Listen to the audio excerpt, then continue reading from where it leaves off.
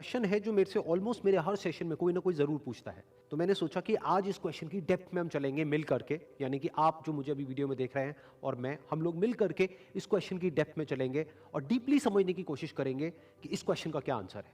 वो क्वेश्चन है कि हमेशा मोटिवेटेड कैसे रहे। तो इससे पहले कि इस क्वेश्चन की हम डेप्थ में चले, मैं आपको बताना चाहूंगा एक ऐसी स्टडी के बारे में जो बहुत ही इंटरेस्टिंग है।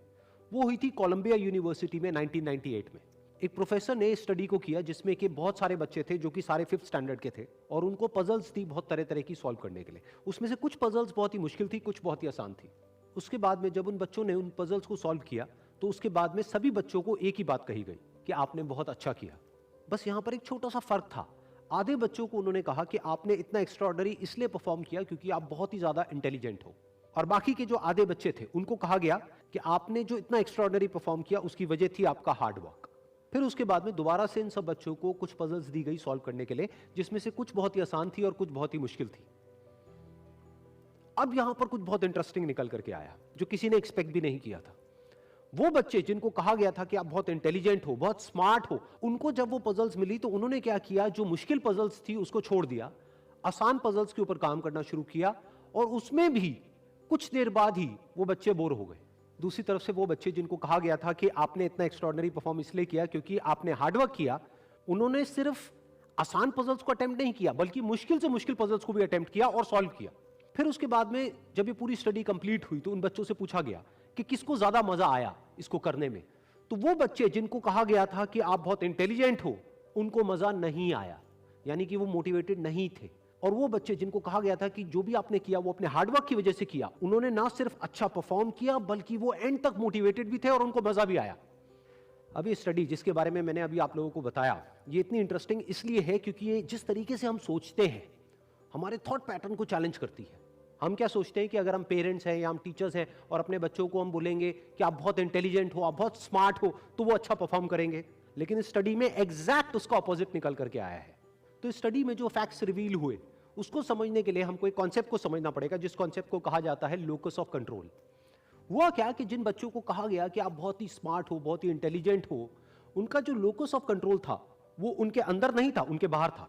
लोकस का मतलब है सेंटर ऑफ कंट्रोल, मतलब कि अगर वो स्मार्ट है, अगर वो इंटेलिजेंट है, तो इसमें उनका खुद का कोई रोल नहीं है, वो उनके कंट्रोल से बाहर है। दूसरी तरफ से जिन बच्चों को कहा गया कि जो भी आपने अचीव किया वो अपने हार्डवर्क की वजह से अचीव किया, उनका जो लोकस ऑफ कंट्रोल था वो उनके अंदर था, यानी कि हार्डवर्क पूरी तरह से उनके खुद के हाथ में था कि अब उनके ऊपर है कि वो कितना हार्डवर्क करते हैं। और ये सिर्फ इस स्टडी में निकल करके नहीं आया है, इस तरह की और भी बहुत सारी स्टडीज हुई हैं, बहुत सारी रिसर्चेस हुई हैं जहां पर एग्जैक्ट यही चीज निकल करके आई है कि अगर हम खुद को हमेशा मोटिवेटेड रखना चाहते हैं तो उसका सिर्फ एक तरीका है कि जो कंट्रोल है वो पूरी तरह से हमारे अपने हाथ में होना चाहिए।